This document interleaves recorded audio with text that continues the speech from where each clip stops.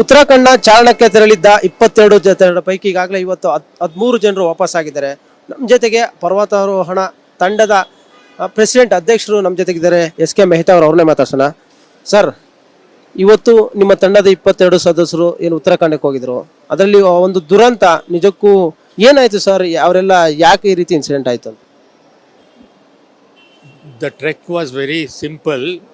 Anybody could have, including ನೀವು ಕೂಡ ಅದನ್ನು ಮಾಡ್ಬೋದಾಗಿತ್ತು. ಇದನ್ನು ಸಹಸ್ರತಾಲ್ ಅಂತ ಹಿಮಾಲಯದಲ್ಲಿದೆ. ಅದನ್ನು ಮುಗಿಸ್ಕೊಂಡು ವಾಪಸ್ ಬರ್ತಾ ಇರಬೇಕಾದ್ರೆ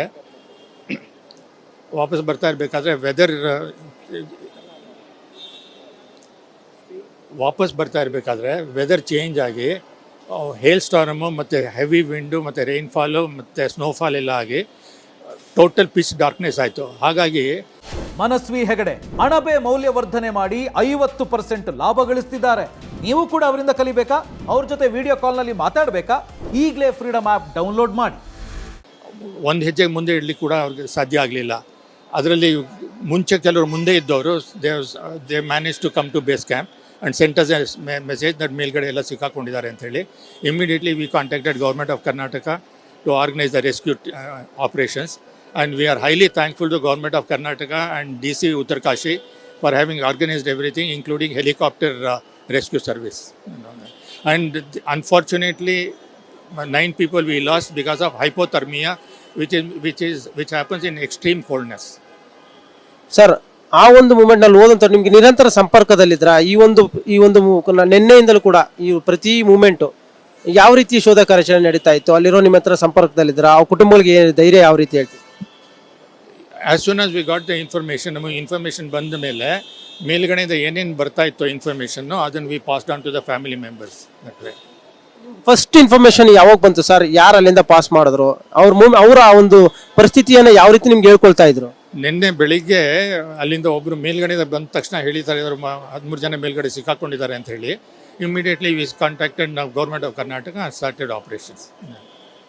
ಅವರೆಲ್ಲರೂ ಕೂಡ ಕರ್ನಾಟಕದವರು ಸರ್? ವೆಲ್ ಟ್ರೈನರ್ಸಾ ಏನು? Everybody is seasoned trekkers, and there was absolutely no negligence or anything.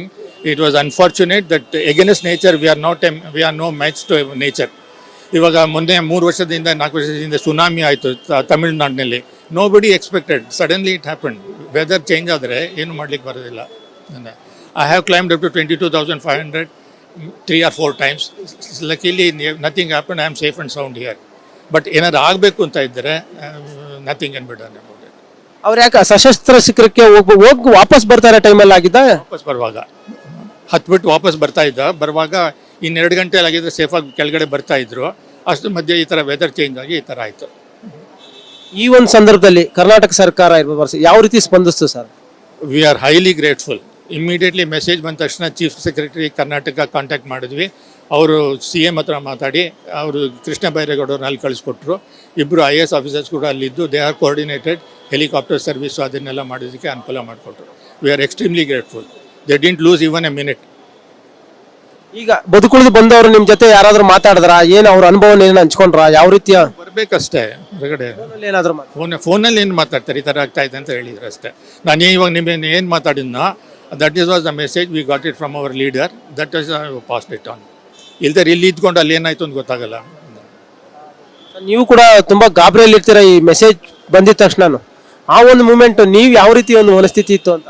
ಗಾಬರಿಗಿಂತ we were very sad. It was a shocking this one. ಈ ಥರ ಆಯಿತು ಅಂತಂದರೆ ನಮ್ಮ 56 ವರ್ಷದ ಎಕ್ಸ್ಪೀರಿಯನ್ಸ್ನಲ್ಲಿ this the first time it has happen. Not even one accident has taken so for.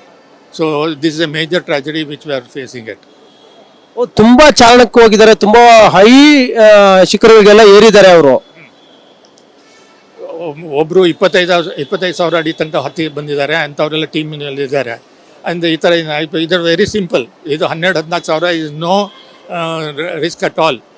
But unfortunate against nature we cannot do anything.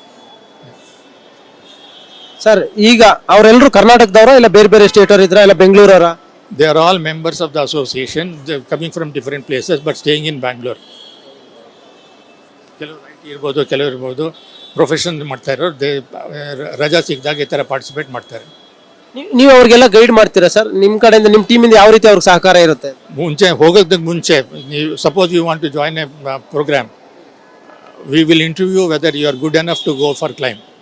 Physical fitness ಇದೆಯಾ, ಅದನ್ನು ನಂದಿ ಬೆಟ್ಟ ಹತ್ತಿಸ್ತೀವಿ ಅಥವಾ ಹತ್ತುವೆಲ್ಲ ಮಾಡಿ ನಿಮ್ಮ ಶಕ್ತಿ ಸಾಮರ್ಥ್ಯ ಇದೆಯಾ ಇಲ್ವಾ ಅಂದ್ಬಿಟ್ಟು ನಮಗೆ ಅನಿಸ್ತು ಅಂತಂದರೆ you are capable of doing it, then we will tell them that you can join, otherwise no.